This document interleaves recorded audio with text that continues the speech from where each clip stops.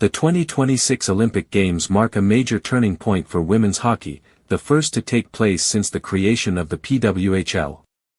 And with that, one of the biggest traditions had to change: centralization. For decades, centralization meant players lived and trained together in Calgary for months, practicing twice a day, spending hours in the gym, and taking part in team building and mental conditioning activities. It was a grueling, all-consuming routine that forged deep bonds. Players lived in groups of 4, cooked together, and grew together.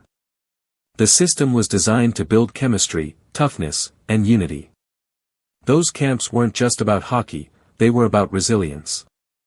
One of the most legendary examples was the 2002 boot camp at the Valcartier military base, where players trained from sunrise to sunset, biking long distances, training in martial arts, and pushing their limits physically and mentally.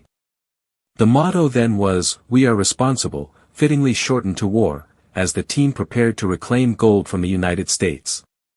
The result spoke for itself. Canada went on to win 4 straight Olympic gold medals.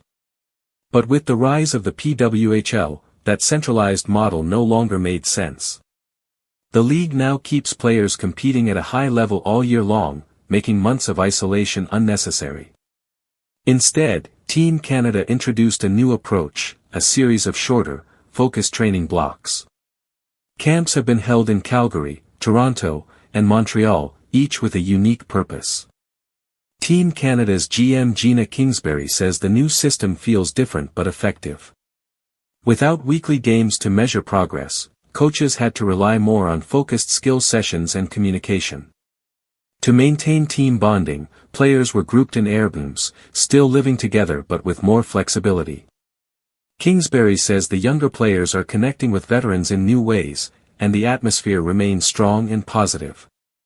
Each camp built on the last, the first focused on skills, the next on systems and game concepts, and the final one on strategy and execution.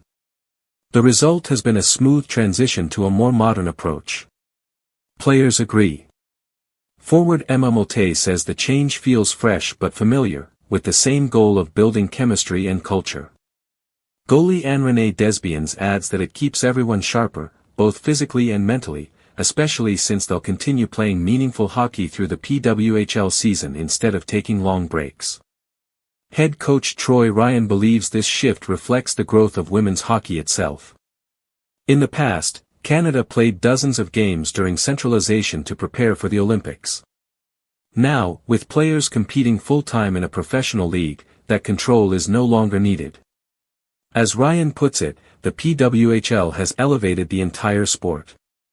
It's not about choosing between the old and the new, it's about recognizing that women's hockey has evolved. The PWHL ensures players stay competitive, motivated, and ready for the world stage.